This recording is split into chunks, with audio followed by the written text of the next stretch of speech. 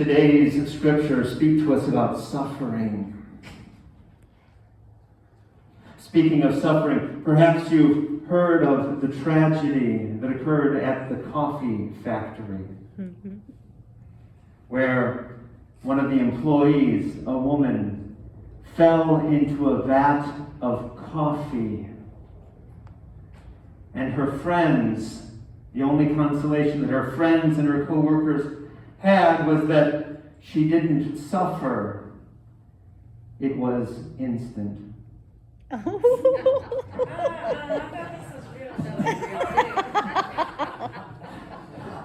Hi, sisters and brothers. Her suffering, it was instant. But isn't it true that for many people in this world, suffering is not so instant, amen? Suffering is something that really hangs with us through life. It's physical suffering, it's mental suffering, it's emotional and spiritual suffering. Many times when we as priests of the church pray for healing and health for those we serve, we say, may God give you healing and health of body and mind and spirit, because all of us being human beings, we suffer. Amen? In fact, in the Buddhist tradition, they say that life is suffering. As Christians, we're a little more hope-filled.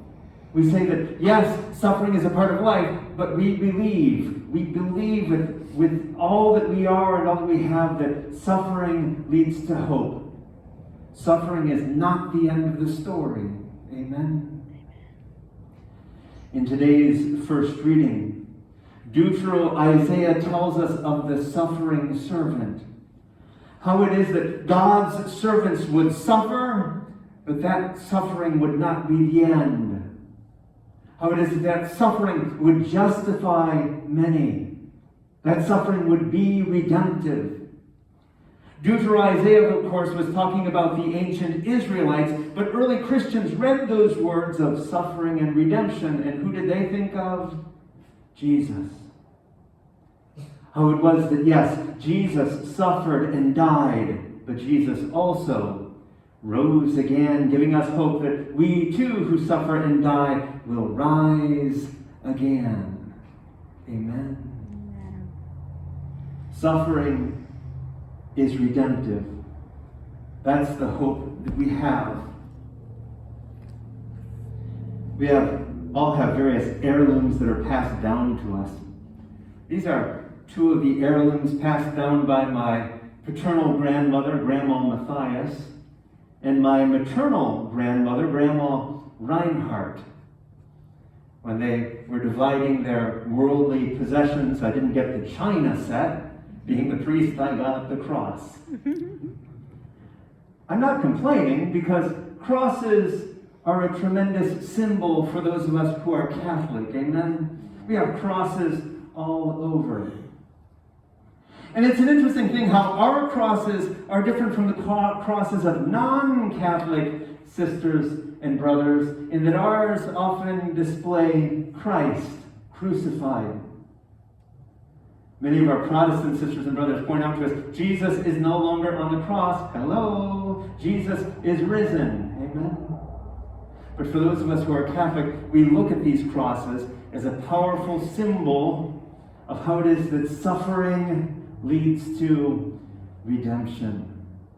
Because this is not the end of the story. When I see crosses like this, the crosses that we have in our homes, in our churches, in our classrooms, say in Catholic schools, I'm reminded of the story that Father Roy once told of the boy who was simply incorrigible. He was a troublemaker with a capital T, troublemaker. Oh. His parents didn't know what to do with him. And after being expelled from various schools that exasperated, they decided to send him to a Catholic school. Yikes. And to his parents' surprise, he straightened out. He was good. And when his mother one day asked him why he was acting so well and doing so well in school, he said, "Mom, those nuns mean business. In every room, they remind us of what they did to that other kid." No. Brothers and sisters, Jesus suffered, and we too suffer.